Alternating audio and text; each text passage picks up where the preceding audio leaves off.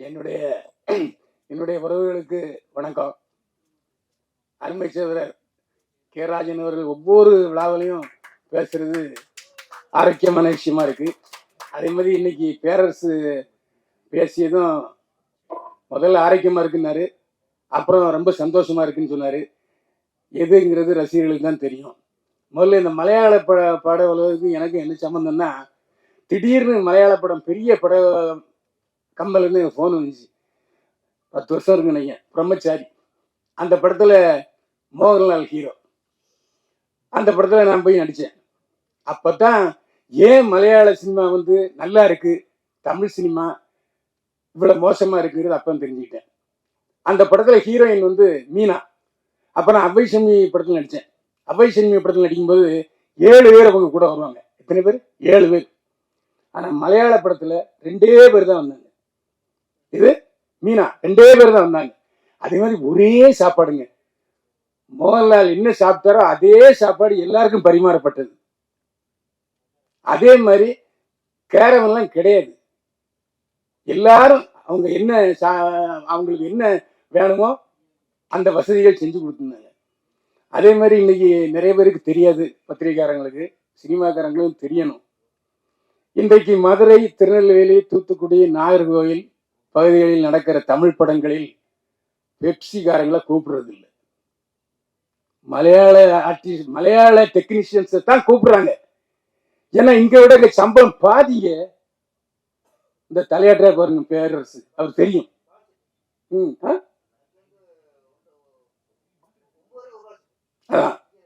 அது மட்டும் இல்ல, நீ கல்யாண மண்டபத்தில் தங்கினாலும் தங்கிடுவாங்க.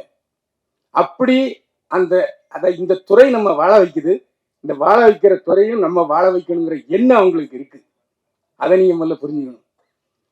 இங்க மாதிரி அங்க எங்கேயுமே வந்து ஸ்ட்ரைக்கே கிடையாது. ஆனா அம்மா ஸ்ட்ரைக் பண்றாங்க, அது ஒரு விஷயம்.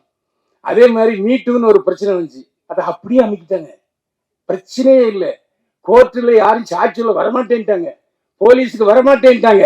இங்க உள்ள தமிழ் பெரிய நடிகருடைய மனைவி, அவங்க பெரிய நிறுவனம் வச்சிருக்காங்க, அவங்களே வர முடியான்ட்டாங்க. ஏன்னா அந்த அளவுக்கு ஒத்துமை.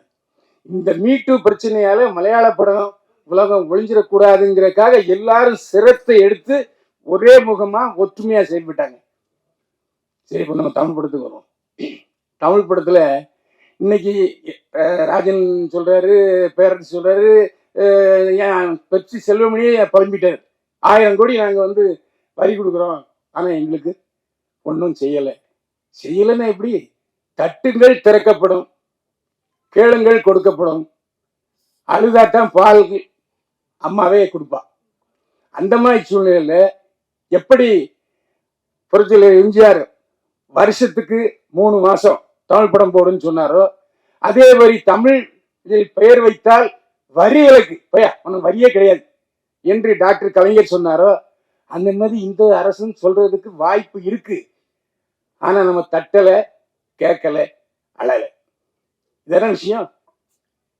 ஏன் இன்றைக்கு இருக்கிற எல்லா சங்கங்களும் ஒரே முகமா நின்று போய் இன்னைக்கு நம்ம சினிமால இருந்து போயிருந்தது தான் உதயநிதி ஸ்டாலின் இன்னைக்கு எல்லா வேலையும் செஞ்சுக்கிட்டு இருக்காரு. இன்னைக்கு சமீபத்துல கூட அவர் தான் முன்ன நின்று அந்த 90 ஏக்கரை கொடுத்துருக்காரு, அதாவது மறுபடியும் புதுப்பிச்சு. அந்த மாதிரி நீங்க கேளுங்க. நாங்க தமிழ், உங்க அப்பா டாக்டர் கலைஞர் வந்து தமிழ்ல பேர் வச்சா வரி விலக்குன்னு சொன்னாங்க, அதே மாதிரி எங்களுக்கு வரி விலக்கு கொடுங்க. கேளுங்க. கேட்கலையா வேகமா தட்டுங்க.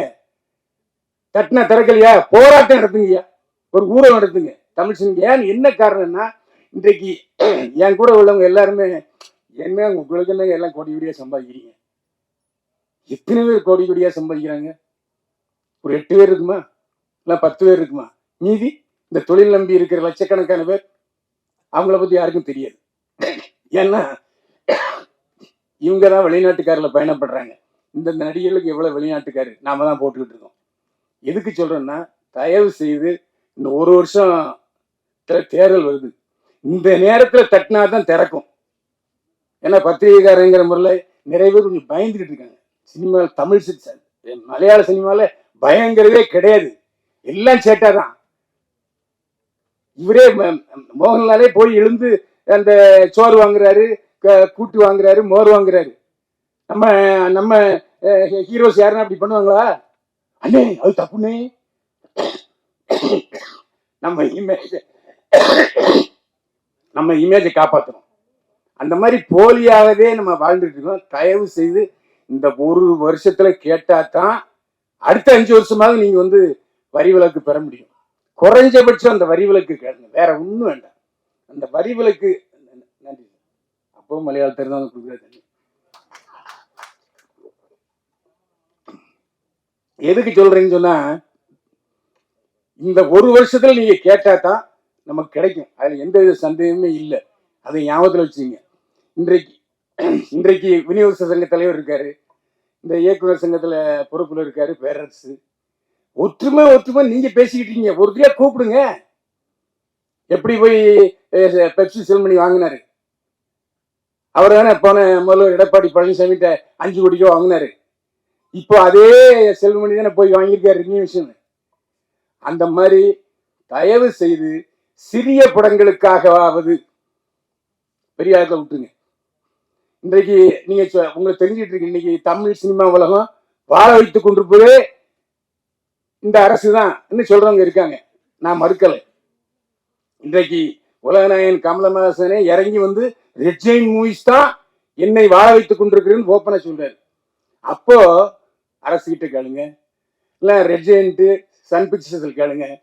இந்த மாதிரி சின்ன படங்களுக்கு ஏதாவது ஒன்று வாழ்வு கொடுங்க. நீங்க எடுங்க, எடுத்து நீங்களே தியேட்டர் போட்டு வந்த வருமானத்தை கொடுங்க. அப்படி சின்ன மாதிரி நீங்க ஒன்றும் எனக்கு எங்களுக்கு படம் வாங்கணும்னா உடனே காசு தர வேண்டாம். வாங்கி தியேட்டர்ல போட்டு தியேட்டரில் உள்ள வருவாயத்தை எங்களுக்கு ரெட் ஜெயின் மாதிரி கொடுங்க. ஏன்னா எந்த ஒரு விநியோகஸ்தரும் செய்யாத விஷயத்த தப்பா நினைச்சுக்காதீங்க ராஜன், நான் விநியோகஸ்தர் சொல்லலை. ஏன்னா இப்படி செஞ்சாதான் உருப்படும். ஏன்னா யாருமே சொல்றதுக்கு தயங்கிட்டு இருக்காங்க. அதை எப்படி சொல்றது போனா என்ன ஏதாவது பழி வாங்கிடுவாங்களோ, அப்படி அந்த எண்ணமே வேண்டாம். இதே ரெட் ஜெயின்ட்டையும் சன் பிக்சர்ஸ்லையும் போங்க, ஒரு 10 படத்தை வாங்குங்க. வாங்கினா எப்படி வாங்கி நீங்களே தியேட்டர்ல வெளியிடுங்க. வந்த வருமானத்தை கொடுங்க. வரலையா நாம என்ன செய்ய முடியும்? இன்னைக்கு சொன்ன மாதிரி இன்னைக்கு நிலவுக்கு மேல் என்னடி கோவம் பாஸ் ஆயிடுச்சு, டிராகன் பாஸ் ஆயிடுச்சு. அதுக்கு என்ன காரணங்கிறத டைரக்டர் பேரரசு சொல்லலை. தமிழ் மக்களுடைய பல்ஸை பிடிச்சிக்கிட்டாங்க அவங்க. அதாவது இன்னைக்கு வந்து டைவர்ஸ் எப்படி இருக்கு, பிரேக்கப் லெவல் எப்படி இருக்குங்களோ தெளிவாக சொல்றாங்க. இல்லை கமர்ஷியலா போயிருங்க. ஒன்று கமர்ஷியலா போங்க, இல்லை யதார்த்த வாழ்க்கைக்கு வாங்க. இன்னைக்கு யதார்த்த வாழ்க்கையை சொன்ன எல்லா படங்களுமே பாஸ் ஆகிட்டு இருக்கு. அதனால நீங்க வந்து பழையமாவே அரைச்சிக்கிட்டு இருக்காம, ஆரம்பத்தில் மலையாள படம் எல்பிசில ஓடும். அப்போ அந்த மாதிரி காட்சிகளுக்காகவே நாங்கள் போய் பார்ப்போம். எப்போ 1972 மலையாள படம்னா அப்படிதான் ஆயிடுச்சு. ஆனா இன்றைக்கு மலையாள பட உலகம் கதையில மிகவும் தேர்ச்சி பெற்று இன்றைக்கு வந்து இன்னைக்கு தமிழ்ல அவங்க டப் பண்ணி ரிலீஸ் பண்ற அளவுக்கு உயர்ந்திருக்காங்கன்னு சொன்னா அவங்க தான் உயர்ந்திருக்காங்க. நாம கல் தோன்றா மண் தோன்றா கழுத்தை மூத்த குடி சொல்லிவிட்டு இறங்கிக்கிட்டே இருக்குமே தவிர ஒரு பக்கம் கூட ஏறல. ஏன் நீங்களே சொல்லுங்க. ஏப்பா நாங்க நாகர்கோவில், மதுரை, தூத்துக்குடி எல்லாம் வந்து கேரளால இருந்து தொழிலாளர்களை கூப்பிடுறோம். அதே சம்பளத்துக்கு நீங்களும் வாங்க, சின்ன படத்துக்கு சொல்லுங்க. அப்படி ஒரு லாபம் போடுங்கய்யா, சட்டத்தை போடுங்க. நீங்க எப்படி நாங்க சின்ன படத்துக்கு, அதாவது எப்பவுமே பெரிய படங்களும் சின்ன படங்களும் ஒன்றும் அல்லவே அல்ல. 30 லட்சம் ரூபாயில படம் எடுக்கிறாங்க, அதே 300 கோடிக்கும் படம் எடுக்கிறாங்க.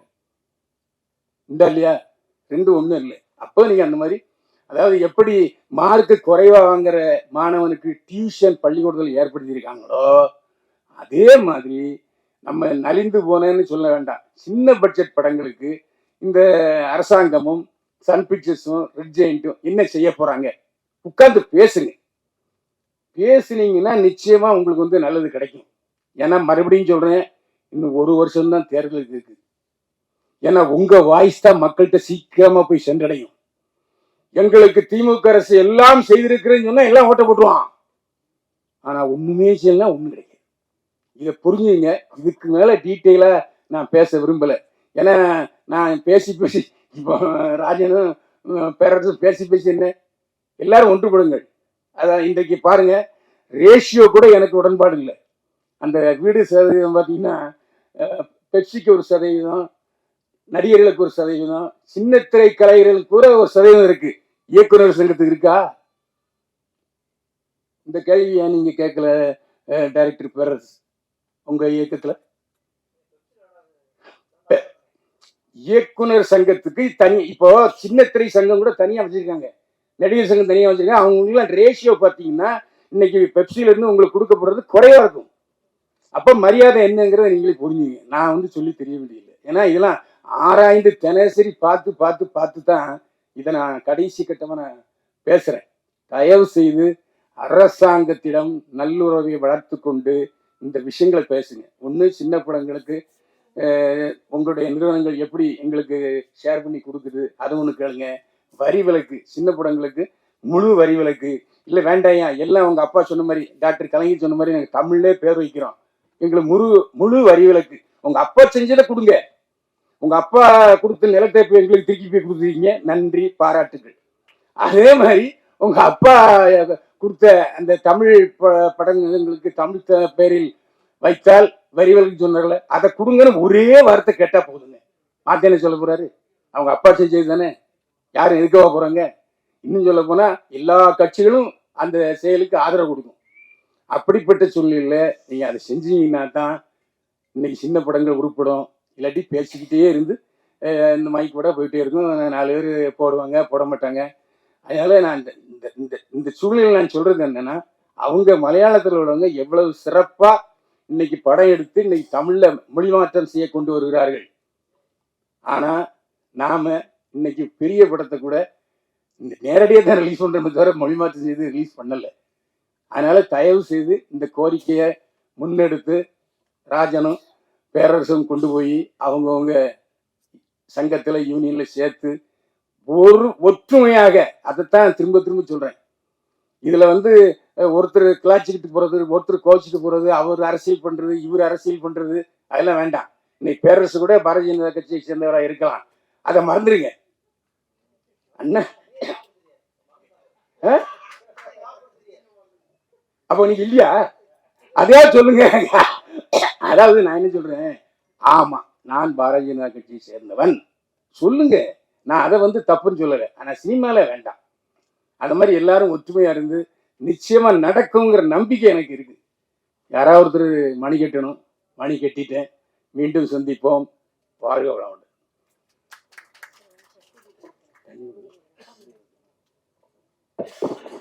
சிடி ரிலீஸ் பண்ணிடலாம்.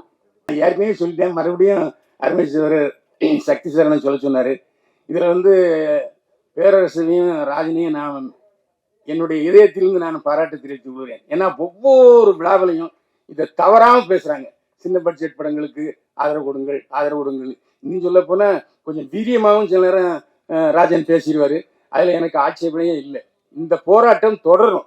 இந்த 2 பேரோட இல்லாம 100க்கு 100 தமிழ் சினிமா உலகத்தில் உள்ளவங்க சேர்ந்தாங்கன்னா நிச்சயமா சின்ன படங்கள் வாழும். அவங்களுக்கு மீண்டும் என்னுடைய பாராட்டுகளையும் நன்றியும் தெரிவித்துக் கொள்கிறேன். வணக்கம். Thank you sir.